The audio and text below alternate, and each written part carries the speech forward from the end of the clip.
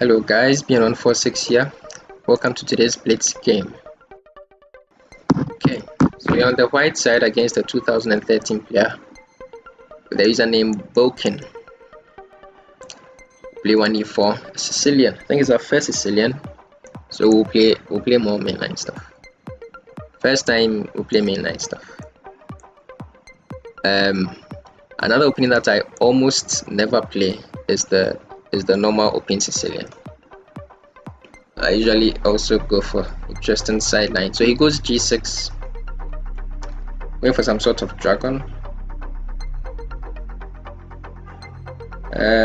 Yeah, I guess I'll just go for the usual Yugoslav. No reason not to. But it's interesting that he delayed the a6 move, which is a useful tempo in some positions, right? The so-called accelerated dragon. But I'm still fairly confident in the Yugoslav structure. Yeah, so he goes for d5. That's it liquefies the position down. I think it basically equalizes, unless I'm mistaken.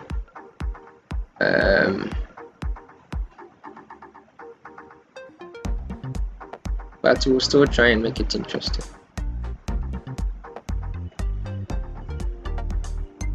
I guess it's not that simple. There still remains a game to be played.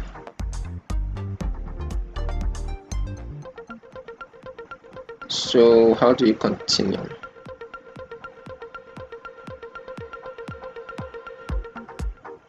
I think I'll just start with king b1. Just a non-committal. I don't want to start anything before the center gets resolved. I want to see how this tension gets resolved before I decide what to do with my other pieces. And king b1 is just a flexible move that you probably definitely make at some point. So when you are not sure what to do, it's usually good to make these, leave the more flexible moves for later. Because the center might open up and I might no longer be interested in really going for these g4, h4, h5 stuff. So I don't want to commit to them too early. e5. Okay, I saw this one, but I hope I didn't miscalculate. Yeah, I might have. Yeah, then it's just good for him. I shouldn't allow this. That is a shame. Can I take? No, he can't take them. Okay, maybe I get away with it. Okay, so the line I calculated initially was that I take here, and then I can get a sort of a Grunfeld structure. That is okay for me, but I don't think it quite works. Oh no, it works. Funny. No, it works. Okay. So I can take on c6, then take on d5, and I think I win a pawn. Yeah, I win a pawn. It's not a huge pawn, but it's something. Okay. The other option that I'd noticed is that I can also, I think, take e takes d5, and if he has to take back with something, then I take on c6, and I get a weakness to play against. But if he tries to take and go for the gauntlet, then I think I take. And the key point is that at that point he can't continue taking because the pawn will be pinned to his queen. So I think either move is fine. But if I can, this one is more forcing, of course. If I can win a pawn like this, then it's just good. It does open up the files looking towards my king though, but I don't think it will be that big a deal to defend. So I will take the pawn. It opens up center too, so yeah, like I was saying, now these flank attacks are completely not what you want to do. So if I'd wasted a tempo like h4 on that previous move, it would have been not too useful. Okay, guess queens will come off them,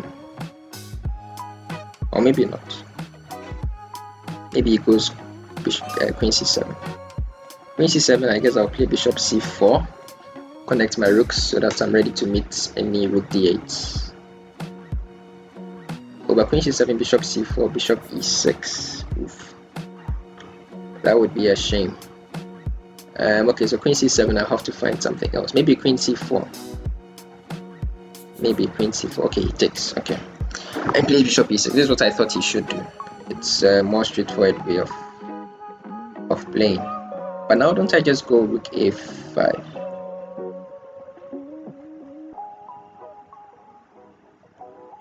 Rook a5, rook d8, and just bishop somewhere. Rook a5 actually looks just annoyingly strong. And the point is that the pawn is doomed. There's this one, and if you go to h6, there is also this guy as well. The pawn is always falling. So it's a concrete move.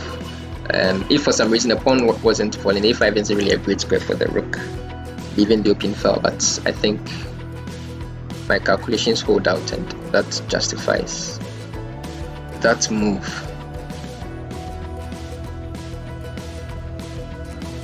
Yeah, so he tries to go for some counterplay. I can't take it just yet because after takes, bishop takes rook a, I'll have to come back and then he takes over here on a3. So what to do? He's also threatening something like this. It's actually not that simple, is it? I guess the move g3 takes care of both things. So I'm inclined towards playing g3, but I'm not sure. The other thing that playing this move does is now this rook is completely defensive, so I don't have to be urgent. I can take my time and even develop stuff and bring this guy into the center and then ask him why he has a rook offside. So I think I will go with g3 just to stop the annoying things that his bishops want to do to me, and continue asking a few more questions of his position.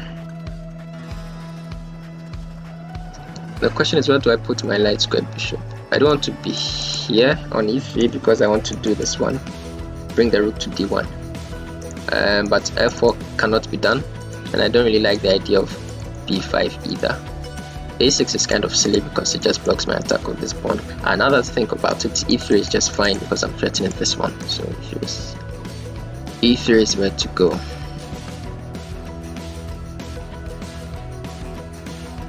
Yeah, bishop e3 to, d3 to e4 is actually a huge threat, because now that you played rook f b8, the rook on 8 is lacks squares, so this is probably winning now. Probably.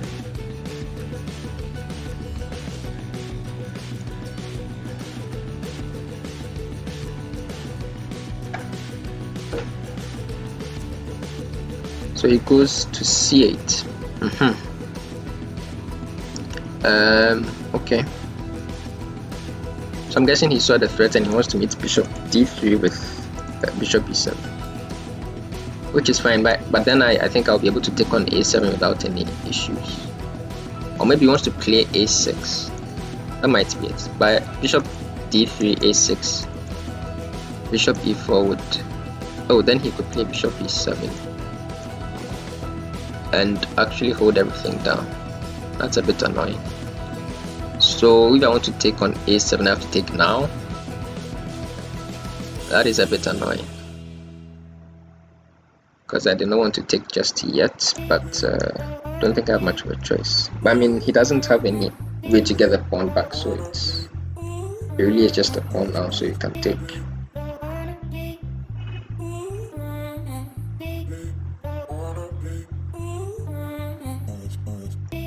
So he goes there, we'll bring the bishop back somewhere useful. Yeah, e3 seems like a decent square. Bishop f5.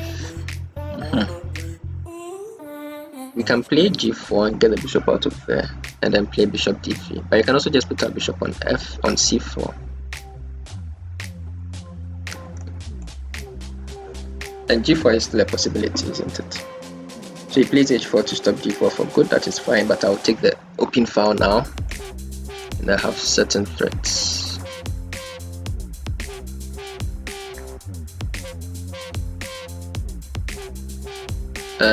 Okay, that's just a pawn. That is just a pawn.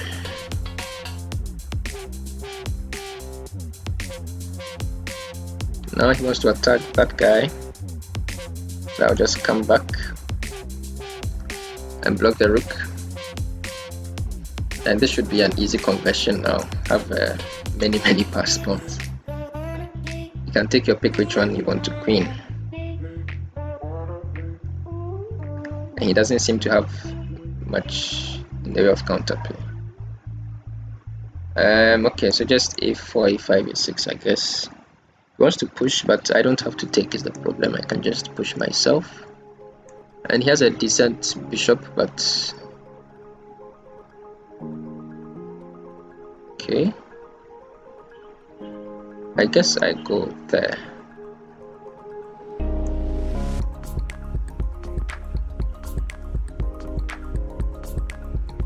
Yeah, that seems fine. And I'm threatening bishop c7 amongst other things. So he goes there. We'll come back here.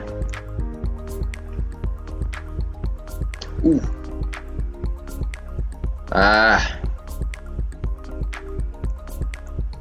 Man.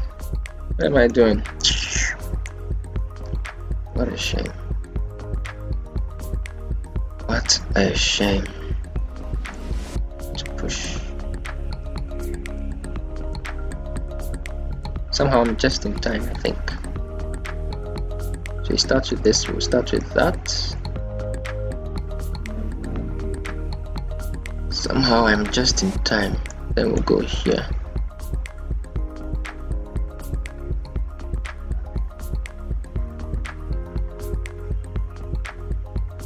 And I can now push my pawn. I'm still winning, I think. But but it's a lot more interesting than it deserved to be. So I am very unhappy. I can push.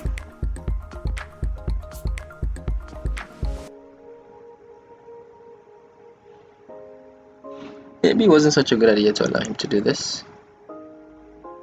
Maybe. Okay, now he wants to play this one. I mean, no, he doesn't want to give me a free guy, but he wants to control that diagonal somehow. And my next move, of course, is bishop e5. This is also a huge threat, actually. Bishop e5, with the idea of just blocking the file. So yeah, my bishop will go to one of these two spots, depending on what he does. What is he doing? Okay, I'll go this way then. He defended against bishop e5 because then he could take. Yeah, but now it's simple. That was much more interesting than it deserved to be, unfortunately.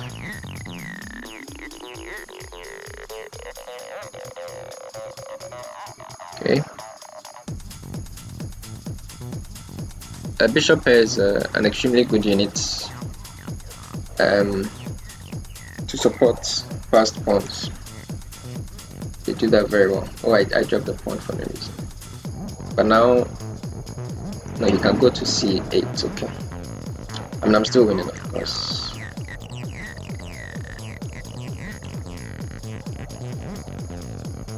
Still completely winning. Can even okay.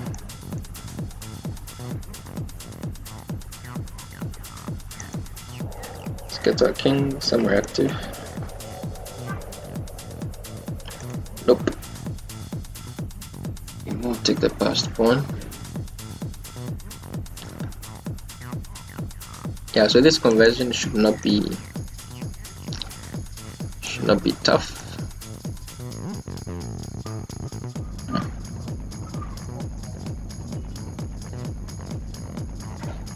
Already we are forcing our way through.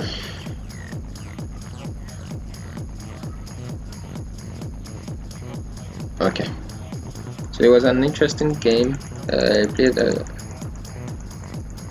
He had a dragon, he got this d5 in. Then I think he was doing okay. I played king b1, see what happens. And then e5 was maybe just the first mistake. Here I could also take knight takes, then I take on c6. Yeah, I think that's how I play if I want to. I think that may be what I was supposed to do actually. Because after c takes, am I not just better? That's just a pawn.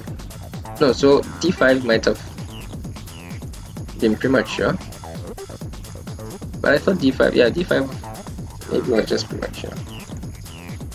No, d5 is the move. Okay, I wasn't crazy. My king b1 was also correct. h3 also possible. So what's the big idea after takes? I guess you can. So that's not just a pawn. Plays queen c7.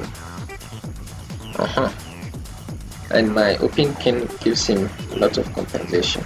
Okay. Well, that didn't happen thankfully. So I played king b1 state flex, but then he blundered with e5. I think now it's just a pawn. Yeah, which I duly took, and then he tried to defend, but then after rook a5, the second pawn was falling. Rook f1 I really did not like. After g3 there was just nothing to do, and he tried his best. He actually, I blundered after this and gave him some chances, but yeah, but somehow I was still winning. Okay, so yeah, interesting game. We'll take any kind of W that we get. Thank you very much for tuning in. Leave a comment, like, subscribe. See you later. Enjoy your chess.